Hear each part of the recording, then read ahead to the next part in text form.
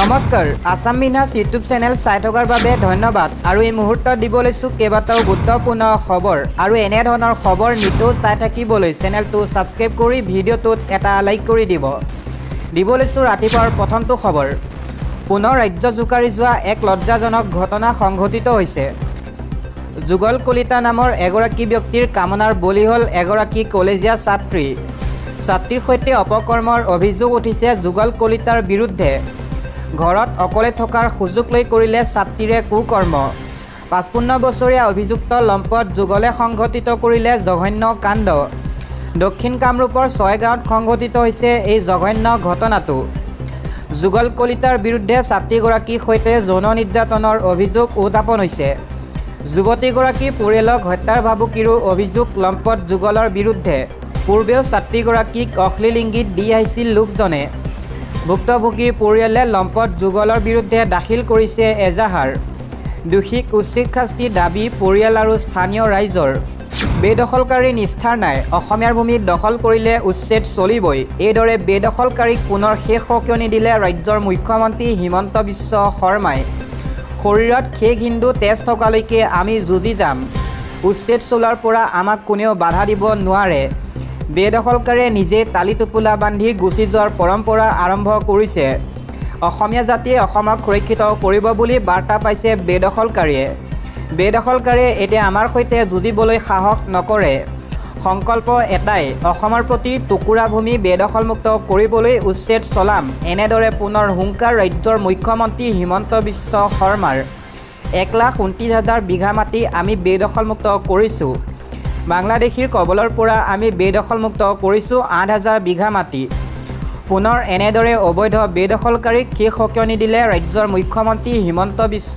শৰ্মাই অসমীয়াৰ ভূমি দখল কৰিলে উচ্ছেদ চলিবই বুলি হুংকাৰ মুখ্যমন্ত্ৰীগৰাকীৰ আন এটা খবৰ উচ্ছেদকাৰীক দিয়া হ'ল 7 দিনৰ সময়সীমা এবাৰ উৰিয়ামঘাটৰ 11,000 বিঘা ভূমিত চলিব বুলডোজাৰ উৰিয়ামঘাটৰ বেদখলকাৰীলৈ আহি পৰিছে 7 দিনৰ সময়সীমাৰ জাননী 7 দিনৰ ভিতৰত বেদখলকাৰীয়ে এৰিব লাগিব উৰিয়ামঘাটৰ ৰেংমা বনাঞ্চল সৰ্বমুঠ 11,000 বিঘা ভূমিত চলিব প্ৰশাসনৰ বুলডোজাৰ এসপ্তাহৰ ভিতৰত বন বিভাগৰ ভূমি খালী কৰিবলৈ দিয়াৰ নিৰ্দেশ বন বিভাগৰ এই পৰ্যন্ত উচ্ছেদৰ দিন ধাৰ্য কৰা নাই প্ৰশাসনে সোণাৰীবিল বিদ্যাপুৰ মধুপুৰ হেৰাবাৰী পিঠাঘাট 3 নং ৰাজাপুখুৰীত চলিব উচ্ছেদ বন বিভাগৰ লোকে ঘৰে ঘৰে গৈ উচ্ছেদৰ জাননী প্ৰদান সীমান্তবাসীক উচ্ছেদৰ উমান পাই ইতিমধ্যে তালি টোপোলা বান্ধিছে শ লোকে উৰিয়ামঘাটৰ বেদখলকাৰীলৈ আহি গ'ল 7 দিনৰ সময়সীমাৰ জাননী 7 দিনৰ ভিতৰত বেদখলকাৰীয়ে এৰিব লাগিব উৰিয়ামঘাটৰ ৰেংমা বনাঞ্চল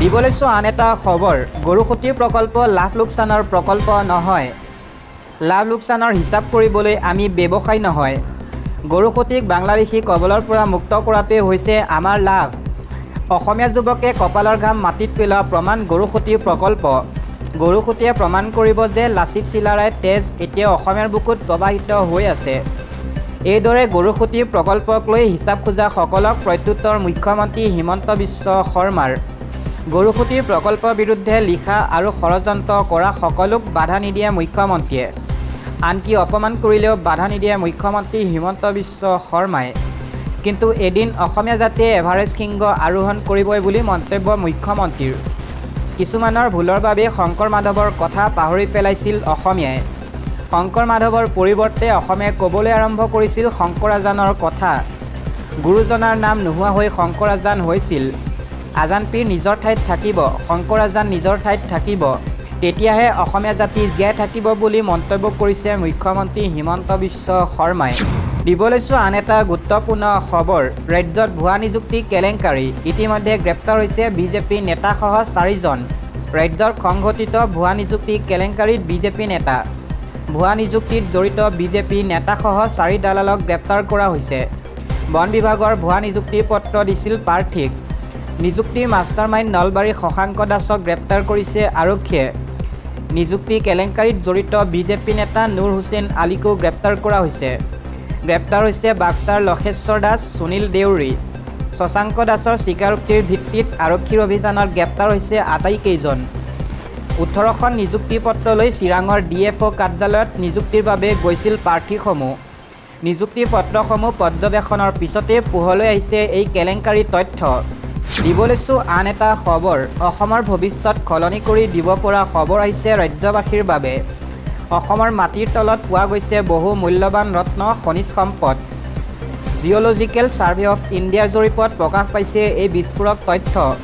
গোৱালপাৰা, গোলাঘাট, কাৰ্বি আংলং, ধুবুৰীত অমূল্য খনিজ সম্পদৰ সন্ধান। পাৰমাণৱিক শক্তি, ইলেক্ট্ৰিক গাড়ী, ডিজিটেল আন্তঃগাঁথনি নিৰ্মাণৰ বহু খনিজ সম্পদৰ সন্ধান অসমৰ ভূমিত। অসমৰ ভূমিত পোৱা গৈছে আনবিধকৈ অমূল্য খনিজ সম্পদ। দুৰ্লভ খনিজ সম্পদ, ৰেয়াৰ আৰ্থ এলিমেণ্টছৰ সন্ধান পোৱা গৈছে অসমৰ গৰ্ভত। ৰত্নগৰ্ভা অসমত সন্ধান লাভ সোণৰ আকৰ, গ্ৰেফাইট, চিলিকা আদিৰ দৰে সম্পদৰ। সন্ধান লাভ কৰা খনিজ সম্পদৰ ভিতৰত আছে লামাইষ্টোন, ভেনাডিয়ান আৰু লুৰ আকৰো। সমগ্ৰ উত্তৰ পূবত মুঠ 38টা খনিজ সম্পদৰ ভাণ্ডাৰ লাভ কৰিছে ভূতাত্ত্বিক বিভাগে।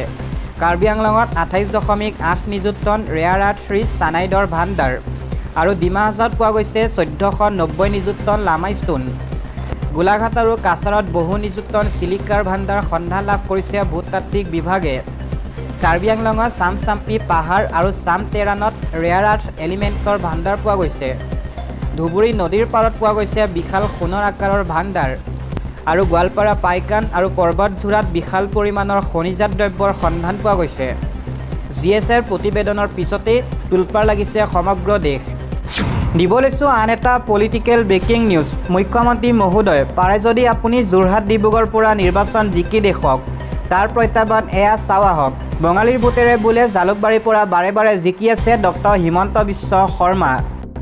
বাংলা ভাষা প্ৰসংগত মুখ্যমন্ত্ৰী ডক্টৰ হিমন্ত বিশ্ব শৰ্মাক পুনৰ সমালোচনা তৃণমূল কংগ্ৰেছৰ নেত্ৰী সুস্মিতা দেৱৰ। এইবাৰ কেৱল সমালোচনা কৰিয়ে ক্ষান্ত নাথাকিল। বঙালীৰ ভোট অবিহনে উজনি অসমৰ যিকোনো সমষ্টিৰ পৰা বিজয় হৈ নিজৰ ক্ষমতা দেখুৱাবলৈ হিমন্ত বিশ্ব শৰ্মাক প্ৰত্যাহ্বান জনালে তৃণমূল কংগ্ৰেছৰ নেত্ৰীগৰাকীয়ে। মুখ্যমন্ত্ৰী ডক্টৰ হিমন্ত বিশ্ব শৰ্মাক তীব্ৰ সমালোচনা কৰি শনিবাৰে শ্ৰীভূমিত তৃণমূল কংগ্ৰেছ নেত্ৰীগৰাকীয়ে কয়, পশ্চিমবংগৰ মুখ্যমন্ত্ৰী মমতা বেনাৰ্জীয়ে এক্সত এটা কথা কৈছিল যে আমাৰ দেশৰ ভিতৰত দ্বিতীয় স্থানত থকা ভাষাটোৱেই হৈছে বাংলা ভাষা। অসমত সংখ্যাগৰিষ্ঠ লোকে কোৱা ভাষা অসমীয়াৰ পিছতেই আছে বাংলা ভাষা। আমি প্ৰতিটো ভাষা জাতি জনগোষ্ঠীৰ লোকক সন্মান কৰোঁ। অসমত দ্বিতীয় স্থানত থকা বাংলা ভাষাটো যিসকলে কয় তেওঁলোকক বাংলাদেশী চশমা লগাই দিয়া হয়। ইয়াক গৰিহণা দি মমতা দিদিয়া লিখিছে যে অসমৰ উন্নতি সাধন কৰিবলৈ হ'লে আগন্তুক দিনৰ সকলোৱে একগোট হৈ বিজেপিৰ দৰে এটা সাম্প্ৰদায়িক শক্তিক পৰাজিত কৰিব লাগিব। তেওঁ পুনৰ কয়, পশ্চিমবংগৰ মুখ্যমন্ত্ৰীৰ অভিযোগ নাকচ কৰি ইয়াৰ প্ৰত্যুত্তৰত মুখ্যমন্ত্ৰী ডক্টৰ হিমন্ত বিশ্ব শৰ্মাই অনুপ্ৰৱেশৰ কথা কৈছে। এয়া হাস্যকৰ। মই অসমৰ মুখ্যমন্ত্ৰীক ক'ব খুজিছোঁ যে অসমৰ ইতিহাসত অসম চুক্তিৰ ৰূপায়ণ হোৱাটোক লৈ দীঘলীয়া কাৰ্যকালৰ মন্ত্ৰীগৰাকীয়ে হৈছে ডক্টৰ হিমন্ত বিশ্ব শৰ্মাই। তেওঁ তৰুণ গগৈৰ সময়তো অসম চুক্তিৰ ৰূপায়ণ মন্ত্ৰী আছিল। তেওঁ যে বাংলাদেশীৰ কথা কৈছে। মই মুখ্যমন্ত্ৰী হিমন্ত বিশ্ব শৰ্মাক এটা কথা সুধিব খুজিছোঁ, 10 বছৰ আপোনালোকৰ ডাবল ইঞ্জিন চৰকাৰ আছে অসমত। 2016ৰ পৰা সৰ্বানন্দ সোণোৱাল আৰু 21ৰ পৰা ডক্টৰ হিমন্ত বিশ্ব শৰ্মা মুখ্যমন্ত্ৰী হৈছে। আপোনালোকে বিগত 10 বছৰত অনুপ্ৰৱেশক লৈ কি কৰিলে? সুস্মিতা দেৱে আৰু কয়, এতিয়া বিধানসভা নিৰ্বাচনৰ 6 মাহ আগৰ পৰা আপোনালোকে কিয় অনুপ্ৰৱেশক লৈ সৰব হৈ পৰিছে? কিয় কৰিছে সেইটো স্পষ্ট। কাৰণ এতিয়া বিজেপি ভৰিৰ তলত মাটি নোহোৱা হৈছে। বিশেষকৈ উজনি অসমত বিজেপি শংকিত হৈ ভৰিৰ তলৰ মাটি খহি পৰিব বুলি। সেয়েহে অনুপ্ৰৱেশক সন্মুখত ৰাখি বিভিন্ন পদক্ষেপ গ্ৰহণ কৰিছে। দুখীয়া মানুহক উচ্ছেদ কৰা হৈছে। যিসকলে বিগত 10 বছৰে জাতি মাটি ভেটিক লৈ ক্ষমতালৈ আহিছিল তেওঁলোকক অনুপ্ৰৱেশকাৰীক লৈ কোনো পদক্ষেপ গ্ৰহণ কৰিব পৰা নাই। NRCত আমি কাগজ কিয় দেখুৱাইছিলোঁ? NRC আজিলৈকে সফল হোৱা নাই। বিজেপিয়ে কৈছিল যে আহিলে হিন্দু বঙালী সম্প্ৰচাৰৰ সমাধান হ'ব। বাংলা মুছলমানক বাহিৰত ৰখা হৈছিল। আজি কেইজন হিন্দুৰ বঙালীয়ে নাগৰিকত্ব লাভ কৰিছে? প্ৰধানমন্ত্ৰী আৰু মুখ্যমন্ত্ৰীয়ে কেইজন হিন্দু বঙালীক নিৰাপত্তা দিব পাৰিছে?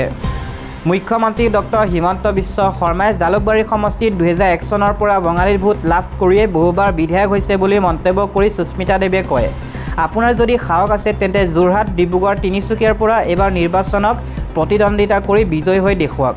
কাৰণ বঙালীয়ে আপোনাক জালুকবাৰীত ভোট দি বিজয় কৰিছিল। এতিয়া আপুনি তেওঁলোকেই বাংলাদেশী বুলি কৈছে। বাংলাদেশী যদি ভোট নালাগে তেতিয়াহ'লে উজনি অসমৰ পৰা বিজয়ী হৈ দেখুৱাওক যে আপুনি অসমীয়াসকলৰ নেতা।